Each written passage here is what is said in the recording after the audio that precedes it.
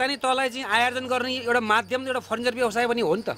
हामीले यहाँ भएका चाहिँ लुकेर बसेका छिपेका करको दायरामा नआएका व्यवसायहरूलाई हामीले यदि करको दायरामा ल्याइयो भने हाम्रो राजस्व पनि उठ्छ। यो राष्ट्र गरिब छ, तर यो राष्ट्रभित्र बसोबास गर्ने नेपालीहरू प्रत्येक धनी हुनुहुन्छ। त्यही कर छलीको कारणले गर्दा राज्यले त्यो अनुशासित ढङ्गबाट यो देशका नागरिकहरूलाई हिँडाउन नसकेको कारणले गर्दा यही दुर्दशा भइराखेको छ। यो स्थानीय निकायले किन हेरेन? अब हामी नगरपालिका पनि यो प्रश्न गर्दैछौँ। नगरपालिकाले हरेक विकास निर्माण गर्ने कामहरू कमसेकम आय स्रोत आय आर्जन गरेर गर्ने होला नि त। आय आर्जन नभएपछि त स्थानीय निकायको विकास हुँदैन। हाम्रो फर्निचर व्यवसायलाई धरापन त पर्छ नै, तर अर्को कुरा के भने राष्ट्रिय छली पनि भएको छ। त्यसलाई अब स्थानीय निकायले कारवाही गर्ने नगर्ने त। अब हामीले यो किसिमको पहलहरू हामी तनहुँ जिल्लाभरि नै होइन, यो 77 जिल्लामा हामी यो अभियान चलाउन लागिरहेछौँ। कुनै पनि कार्यालय हुनसक्छ, कुनै सङ्घ संस्थाहरूको लागि फर्निचर वस्तुहरू आवश्यक पर्ने खण्डमा त्यसको लागि टेन्डर आह्वान गर्न कतिको उपयुक्त ठान्नुहुन्छ तपाईँले र कतिको गर्न आवश्यक मान्नुहुन्छ? फर्निचरमा तपाईँको 10 लाखको सामानमा तपाईँको 7 लाख रुपियाँ खरिद गरेर 3 लाख रुपियाँ त कर्मचारी मिलेर रोकाइरहेछ। यदि त्यो 3 लाख रुपियाँ रोक्न सकियो, ती कमसेकम भ्रष्टाचारीहरूलाई चाहिँ कारवाही गर्न सकियो भने त्यो 3 लाख गरेर त करोडौँ रुपियाँ चाहिँ तपाईँको जम्मा हुन्छ नि। त्यो पैसाले अर्को विकास निर्माण गर्न सकिँदैन। त्यो पैसा भनेको तपाईँ हामीबाट आएको करको पैसा। नमस्ते, हुलाकी खबरमा तपाईँ देश तथा विदेशमा रहनुहुने सम्पूर्ण नेपाली मनमाझहरूमा हृदयदेखि नै स्वागत गर्दछु। म सन्तोष विक। हुलाकी खबरमा हामीले फरक फरक किसिमका विषयवस्तुहरूलाई जस्तोको तस्तै उठाउने प्रयास गरिराखेका हुन्छौँ। वास्तवमा साँच्चीकै आवाज विनरको आवाज बोलिदिने प्रयासमा हामी भने त्यस्ता सूक्ष्म विषयवस्तुहरूलाई तपाईँ समक्ष जस्तोको तस्तै उतार्ने प्रयासमा भने तनहुँ जिल्लाभित्र सञ्चालित व्यवसायहरूको गतिविधि अन्तर्गत फर्निचर तथा फर्निचर व्यवसायीसँग सम्बन्धित रहेर यो विषयवस्तु तपाईँहरू समक्ष ल्याएका छौँ। दर्शकवृन्द, फर्निचर तथा फर्निचर व्यवसायभित्रका चुनौती, उद्देश्य र समस्याहरूको विषयमा रहेर तपाईँसँग रहनेछौँ। अध्यक्षज्यू, हजुरलाई स्वागत छ हुलाकी खबरमा। हस्त धन्यवाद। मक्सिरको समय फर्निचर व्यवसायहरूको सिजनको समय पनि भन्ने गरिन्छ, कतिको व्यस्त हुनुहुन्छ? खासै त्यस्तो धेरै व्यस्त छैन। पहिलाको जस्तो अवस्था अहिले अलिकति फरक भएको हुनाले जुन यो कोभिड आउनुभन्दा पूर्व जति हामी व्यस्त हुन्थ्यौँ सबै फर्निचर व्यवसाय साथीहरू अहिले यो कोभिड पछाडि खासै त्यति धेरै चाहिँ व्यस्त। साङ्गठनिक रूपमा अगाडि बढिराख्दाखेरि अझ झन् व्यवस्थित, अझ झन् व्यवसायमा चुस्त दुरुस्त भएर अगाडि बढ्नुपर्ने होइन र?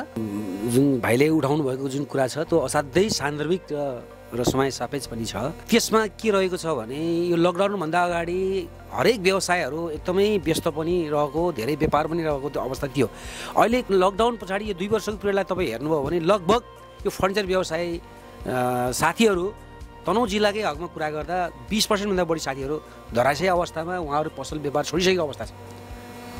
त्यो भएको हुनाले जुन पहिलाको जस्तो अवस्था अहिले अलिकति यो हाम्रो व्यवसायमा चाहिँ छैन भन्ने लाग्छ मलाई। आर्थिक मन्दी सँगसँगै अर्को कुरा पनि तपाईँहरूको व्यवसायमा पछिल्लो समयमा अलि बढी मात्रामा कर छली गरेर व्यवसाय अथवा उहाँहरूले त्यस्ता खालको क्रियाकलाप गरेर तपाईँहरू धराशय पर्नुभएको त होइन?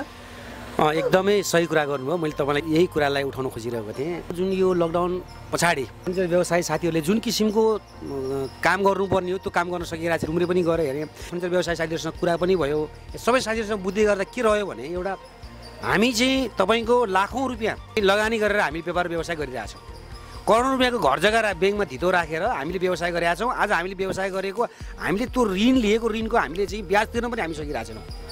तर त्यसको कारण के रहेको छ भने आज हातमा एउटा औजार बोकेर सर्कुलर बोकेर चाहिँ घर घरमा मैले यहाँ देखिरहेको छु भिमादमा 35 देखि 70 जना मान्छेहरू चाहिँ घर घरमा लगिरहेको। समग्र तनहुँभित्र नै भनौँ न, तनहुँ जिल्लाभरि दुलेगौँडा त्यस्तै अवस्था छ। अहिले भिमादमा पनि आएँ, भिमादमा पनि हेरेर बुझेँ साथीहरूको व्यवसाय व्यापारको पनि गतिविधि के हो भन्ने कुरा बुझेँ।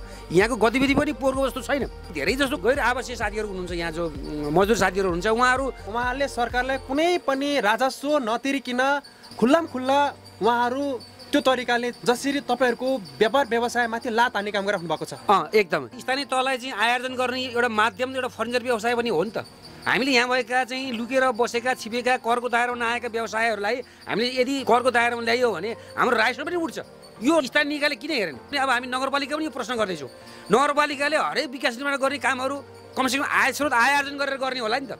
आय आर्जन नभएपछि त स्थानीय निकायको विकास हुँदैन। हामी चाहिँ लाखौँ रुपियाँ कर तिर्ने, 13% कर राज्यलाई बुझाउनु पर्छ, हामी कम्पनीले 25% दिनुपर्छ भने यो हामीसँग भएको नाफाको पनि हामीले राज्यले कर बुझाएको छ। उहाँहरू न स्थानीय निकायमा दर्ता गर्नु भएको छ, न चाहिँ तपाईँको चाहिँ घरेलुमा दर्ता भएको छ उहाँको, न कुनै चाहिँ तपाईँ कम्पनीमा दर्ता भएको छ। त्यसले गर्दा कमसेकम हाम्रो राजस्व पनि घट्यो।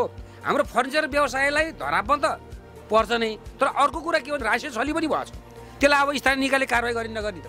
अब हामीले यो किसिमको पहलहरू हामी तनहुँ जिल्लाभरि नै होइन यो 77 जिल्लामा हामी यो अभियान चलाउन लागिरहेको छौँ। जुन उहाँहरूलाई पनि सरल वातावरण सिर्जना गर्नको लागि त्यसको पनि त उपायहरू त छ होला नि। तनहुँ जिल्लाभरि एउटा अभियान सञ्चालन गर्न लागिरहेको छौँ। उहाँ साथीहरू जो करको दायरामा आउनु भएको छैन उहाँलाई करको दायरामा तुरुन्त ल्याउने, उहाँहरूले काम गरेर उहाँहरूले स्वतन्त्र पाउनुहुन्छ, गरेर खाना पाउनुपर्छ, सबैले पाउनुपर्छ। हामीले यो भनिरहेका छैनौँ कि उहाँहरूले कामै नगर्नुहोस्, तपाईँले काम गर्न पाइँदैन, हामीले यो भनिरहेको छैन। उहाँहरू काम गर्नुहोस्, राज्यको दायरामा आएर कमसेकम राजस्व छली नगरिकन नियमबद्ध तरिकाले कर तिरेर राज्यलाई बुझाएर विधि सम्मत रूपमा यहाँहरू आउनुहोस्, उहाँहरूलाई हामी वेलकम छ। कि अध्यक्षज्यू तपाईँहरूको र स्थानीय सरकारको बिचमा सहकार्यतामा कहीँ कतै अलिकति दुर्लभ भएर त यो अवस्था सिर्जना भएको होइन? होइन, अब यसो उहाँहरूले कमसेकम राज्यको आयोजन हुने कुराहरू के हुन्, कुन कुन चाहिँ संस्थाहरू, कुन कुन व्यक्तिहरू चाहिँ तपाईँको करको दायरामा आएको छैन अनुसन्धान उहाँहरूले गर्नु पर्यो सबभन्दा पहिला। अब त्यो हिजो उहाँहरूले गर्नु भएन, अब हामीले गर्न लागिरहेको छौँ होइन। समृद्धि र विकास भन्ने नारा त्यसै लागेको होइन नि त। यदि उहाँहरूले गर्न सक्नु चाहनु भएन भने अब के गर्नुपर्ने हो, कुन किसिमको पाइला चाल्नु पर्यो, हामी चाल्न तयार छौँ।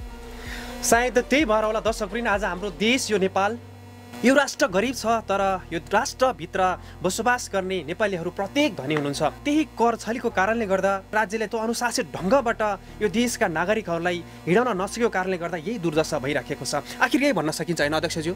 यहाँ के रह्यो भने कमसेकम एउटा सम्बन्धित निकायका व्यक्तिहरूले यो कुरा सबभन्दा पहिला बुझ्नुपर्ने, हरेक व्यवसाय गर्ने मान्छेले चाहिँ कमसेकम कर तिर्न नपरे हुन्थ्यो, राजस्व छली गर्नु पर्यो हुन्थ्यो भन्ने नियत राखेको हुन्छ। र त्यो भ्रमलाई चिर्ने कमसेकम सम्बन्धित निकाय हो नि त। त्यो निकायले हेर्नु पर्यो नि त। यो त अनुगमन त तपाईँ स्थानीय निकायले गर्नुपर्ने हो नि त। अब त्यो स्थानीय निकायले नगरेको हुनाले अब हामीले स्थानीय निकायलाई गर। यो फर्निचर व्यवसाय मात्रै होइन, हरेक व्यवसाय। तपाईँको युरोप मुलुकमा तपाईँ जानुभयो, एउटा कुनै कम्पनी कारखाना खोल्न जानुभयो भने उहाँले तपाईँलाई स्वागत गर्नुहुन्छ। तपाईँलाई बाटो छैन कि, बिजुली बत्ती छैन कि लगानी गर्ने तपाईँलाई पैसा छैन कि, हरेक सेवा सुविधाहरू तपाईँको घरमा गरेर दिन्छ। यो होइन, तर तपाईँ एउटा कम्पनीमा काम गर्दैछु, काम गर्न जान्छु भनेर तपाईँ सम्झिने निकाय जानुभयो भने तपाईँको दर्ता पनि हुँदैन। यहाँ महिनौ दिन लगाएर दर्ता गर्नुपर्छ। बल्ल बल्ल बल्ल बल्ल दर्ता गर्यो, बिजुली बत्ती पाइँदैन। बत्ती बाउनलाई तपाईँको विद्युत प्राधिकरणमा कति चाहिँ तपाईँको हात जोड्नुपर्छ, उनीहरूको सेवा गर्नुपर्छ। पनि दान दक्षिणा पनि नदिकने काम हुँदैन। अनि बल्ल बल्ल बल्ल बत्ती ल्याए बाटो हुँदैन, अर्कोले बाटो बिगारेर आउँछ भनेपछि यो व्यवसाय उद्योग कारखाना गर्दा त कमसेकम रोजगार बढ्ने हो नि त। 8-10जना व्यक्ति भयो भने जस्तै रोजगार बढ्थ्यो नि। त्यो रोजगार बढ्ने सिर्जना गर्ने त सरकारले कमसेकम बुझ्नु पऱ्यो नि। तपाईँको यो कम्पनीले यति यस्तो काम गर्दैछ, यति लगानीमा गर्दैछ, यो कम्पनी स्थापना भएपछि यति व्यक्तिहरू चाहिँ रोजगार हुन्छन्, यति स्थानीय निकायमा कमसेकम कर आउँछ, यो व्यवसायले कमसेकम यो समाजको परिवर्तन हुन्छ भन्ने किसिमको त सम्बन्धित निकायले बुझ्नु पर्यो। हाम्रो अहिले तपाईँको यत्रो लकडाउन भयो, 2 वर्षसम्म जनताहरूले कति दुःख पाए। लकडाउन भइरहेको अवस्थामा तपाईँ हेर्नुहुन्छ भने बाहिर पुलिसले भाडा हानिरहेछ। व्यवसायलाई चाहिँ तपाईँको ब्याङ्कले फोन गरेर तपाईँको किस्ता तिर्ने बेला भयो, तपाईँ आउनु पऱ्यो भन्छ।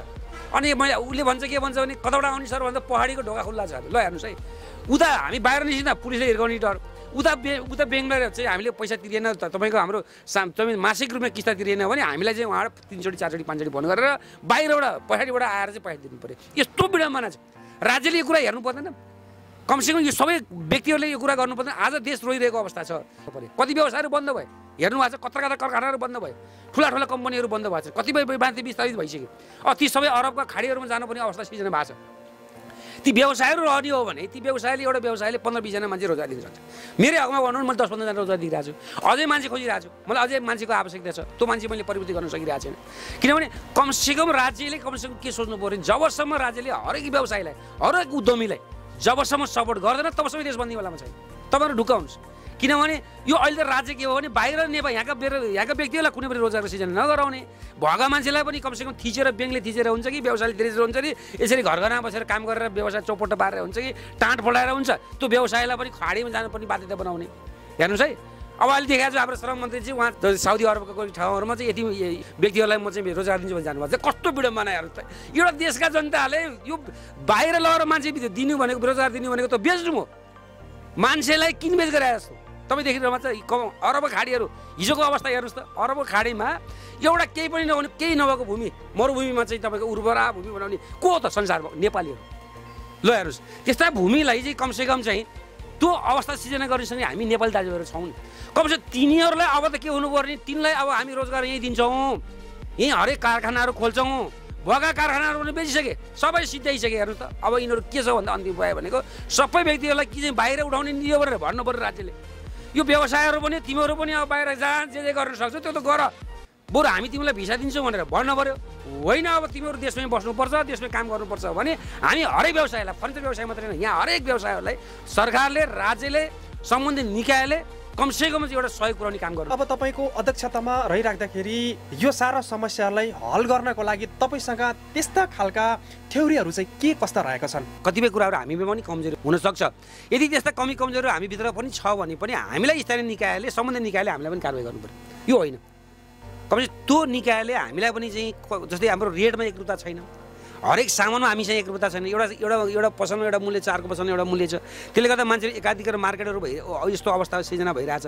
कमसेकम त्यसलाई पनि कमसेकम राज्यले, सम्बन्धित निकायले, त्यसको अर्को कारण के छ भने विदेशबाट सामानको आयात भइरहेछ। हामीमा यहाँ भएका जङ्गलका काठहरू सडेर गइसक्यो।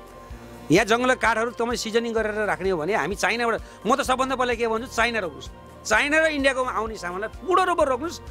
तपाईँ हामीलाई 2 वर्ष गाह्रो हुनसक्छ, तर 2 वर्षपछि यो देशमा आउने जति पनि हामीले दिएको पैसा हामी बाहिर हङकङ र चाइनामा, इन्डियामा हामी लगेर फालिरहेका छौँ। त्यो पैसा हाम्रो स्वदेशमा आउँछ। हाम्रो डाँडाकाँडा रहेका चाहिँ सडेर बढेका काठहरू सम्पूर्ण हामीले चाहिँ त्यसलाई सिजनिङ प्लान्ट म एक्लैले गरेर गर्न सक्ने कुरा होइन, तपाईँ एक्लैले गरेर गर्न सक्ने कुरा होइन। कमसेकम यसमा अरबौँ रुपियाँ, खरबौँ रुपियाँ लगानी हुन्छ। कमसेकम त्यो राज्यले त्यो सम्पूर्ण चिजहरू हाम्रा किसान दाजुभाइले लगाएका बोट बिरुवाहरू, अब विभिन्न किसिमका बोट बिरुवाहरू अहिले आज 4 वर्ष 5 वर्षमा काटेर चाहिँ लाखौँ रुपियाँ कमाउन सक्ने। अब त्यो हामीले त लगाउँछौँ, त्यो लगाएर भोलि त्यो बिक्री भएन भने के गर्ने भन्ने किसिमको कुराहरू यहाँ किसानलाई छ। यहाँ धेरै किसिमको बोट बिरुवाहरू चाँडै 3 वर्षमा 4 वर्षमा रुखहरू काटेर हामीले फर्निचर बनाउन सक्छौँ। राम्रो ट्रिटमेन्ट संसारमा नभएका रुखहरू बिरुवाहरू नेपालमा छ। र हामीले तपाईँको चाइनाबाट ल्याएको चाहिँ भित्रबाट कुड हालेर सामान लिएर आएर बेचाएर हामी चाहिँ कमसेकम त्यो 6 महिनाबाट 1 वर्षभन्दा टिक्दैन। हेर्दा एकदम राम्रो देखिन्छ। पुरा मैले मासँग पनि उडाउने राम्रो। तपाईँले अहिलेसम्म फर्निचरको तालिम दिने अथवा रङ पेन्टको तालिम दिने कार्यक्रम कुनै स्थानीय निकायले गरेर देख्नु भएको छ तपाईँले? प्रश्नको अलिकति थोरै म बदल्न चाहन्छु अध्यक्षज्यूलाई। यो प्रश्न राखिराख्दा कतिको सान्दर्भिक हुन्छ त्यो त तपाईँ सम्पूर्ण दर्शकहरूले र फर्निचर व्यवसाय गर्नुहुने साथीहरूले महसुस गर्नुहुनेछ। स्थानीय सरकारसँग जसको हालिमुहाली भएको छ, स्थानीय सरकारसँग जसको नजिकबाट चिन्जान भएको छ र त्यही व्यक्तिहरूसँग एकलौटी तर्फबाट ती वस्तुहरूको खरिद बिक्री भइराखेको पाउने गरिन्छ। तपाईँ अध्यक्षज्यूले यसलाई कसरी हेर्नु भइराखेको छ? कुनै पनि कार्यालय हुनसक्छ, कुनै सङ्घ संस्थाहरूको लागि फर्निचर वस्तुहरू आवश्यक पर्ने खण्डमा त्यसको लागि टेन्डर आह्वान गर्न कतिको उपयुक्त ठान्नुहुन्छ तपाईँले र कतिको गर्न आवश्यक मान्नुहुन्छ? किनभने यहाँ अहिले राजनीतिक पहुँच भएका व्यक्तिहरू मात्रै व्यापार हुने पर्छ। यहाँ भित्रभित्रै मिलेर सायद त्यही कारणले गर्दा पो त अनुगमन नभएको हो कि त? भित्रभित्रै तपाईँको मिलेर तपाईँको 5 लाख 10 लाख 15 लाख 20 लाखको टेन्डरहरू भित्रभित्रै मिलेर तपाईँको बिललाई मिलाएर कि कमसेकम हरेक तपाईँको 1 लाखभन्दा माथिको हरेक किसिमको शीर्षकमा तपाईँको टेन्डर आह्वान गरिनुपर्छ। हरेक पसलमा चाहिँ टेन्डरको आह्वान गराएर कसले सस्तो दिन सक्छ, कसले राम्रो दिन पनि सक्छ, कसले लामो समयसम्म टिकाउ दिन सक्छ, त्यसलाई हेरेर त्यसको मापदण्ड नापन गरेर अनि सामानको खरिद गरियो भने अनियमितता पनि हुँदैन, भ्रष्टाचार पनि हुँदैन। टेन्डर आह्वान नगरिकन त्यस्तो खालको गतिविधि भएको खण्डमा फर्निचर तथा फर्निचर व्यवसाय समितिले कस्तो खालको कारबाही गर्न सक्छ? अब हामी गर्न सक्छौँ। कारबाही गरेन हामी सम्बन्धित निकायमा उनलाई चाहिँ कमसेकम हामी मुद्दा हाल्न सक्छौँ। सूचना हक सम्पूर्ण नेपालीहरूलाई छ, सम्पूर्ण नागरिकहरूलाई चाहिन्छ। हामीले अब त्यस्ता ठाउँमा थाहा भयो, हामीलाई सुन्यौँ भने हामी त्यस्ता केही निकायहरू हामीले सुनिरहेको छ। केही निकायको मिलोमतोमा लाखौँ रुपियाँको करोड रुपियाँको खरिद सामान खरिद भएको छ।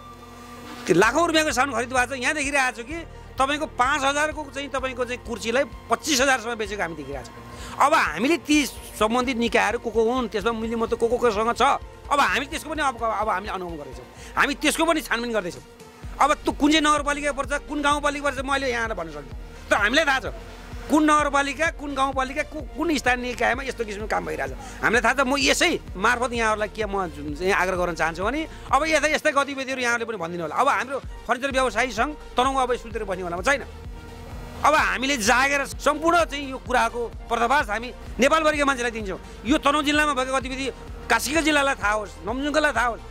यसरी देशैभरिमा यो किसिमको काम गर्न सकियो भने हामीलाई लाग्छ 25 देखि 40% पैसा तपाईँको अन्य क्षेत्रमा हामीले लगानी गर्न सक्छौँ।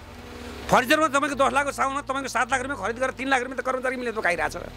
यदि त्यो 3 लाख रुपियाँ रोक्न सकियो, ती कमसेकम भ्रष्टाचारीहरूलाई चाहिँ कारवाही गर्न सकियो भने त्यो 3 लाख गरेर त करोडौँ रुपियाँ चाहिँ तपाईँको जम्मा हुन्छ नि। त्यो पैसाले अर्को विकास निर्माण गर्न सकिँदैन। त्यो पैसा भनेको तपाईँ हामीबाट आएको करको पैसा, तपाईँ हामीले दिएको पैसा। हाम्रो अधिकार छ पूर्ण रूपमा, हामीलाई सोध्ने अधिकार छ, खोज्ने अधिकार छ। हामीलाई हरेक स्थानीय निकायमा गएर यो टेबलको मूल्य कति हो, कतिमा किन्नु हो भनेर हामीलाई चाहिँ अनुगमन गर्ने अधिकार छ। त्यो अब त्यो सूचनाको हामीले पाउनुपर्छ। अब हामीले हरेक स्थानीय निकायमा अब खबरदारी गर्दछौँ। खबरदारी हिजोसम्म तपाईँले जे गर्नुभयो अब तपाईँले त्यो परिपाटी सिर्जना हुन सक्दैन। किन अब हामी व्यवसायले अभियान सञ्चालन गरिसकेका छौँ। त्यो भ्रष्टाचार रोक्नको लागि पनि अभियान हामी सञ्चालन गरिरहेका छौँ र यस्तो भ्रष्टाचार गतिविधिमा संलग्न नहुन हरेक फर्निचर व्यवसायहरू यो होइन हरेक फर्निचर व्यवसायहरूले मलमितमा खबरदार कसैलाई तपाईँको पैसा दिएर तपाईँको स्थानीय निकायमा चाहिँ तपाईँको लेखापाल तपाईँको हाकिमसँग अथवा तपाईँको मेयरसँग गाउँपालिका प्रमुखसँग मिलेर कुनै साउन्ड खरिदमा अनियमित भ्रष्टाचार गरिरहेको छ भने खबरदार हामी तपाईँलाई चाहिँ अख्तियारमा हाल्छौँ। एउटा व्यवसायबाट व्यवसाय सङ्घको नेतृत्व गरिराख्ने व्यक्तिले यस्ता खालका एउटा अभियान सञ्चालन गर्ने हो भने प्रत्येक व्यवसायहरूमा भ्रष्टाचार अनि अनियमितताहरूबाट सुरक्षित बस्न सकिन्छ भन्ने खालका उहाँबाट यो सारांशमा यसरी बुझ्न सक्छौँ। दर्शकवृन्द, तपाईँले यतिन्जेलसम्म हुलाकी खबर हेरेर अनि सुनेर साथ दिनुभयो। तपाईँ देश तथा विदेशमा रहनुहुने सम्पूर्ण नेपाली मनमाझहरूलाई जस्तो लाग्छ त्यस्तै खालको प्रतिक्रिया दिन सक्नुहुनेछ।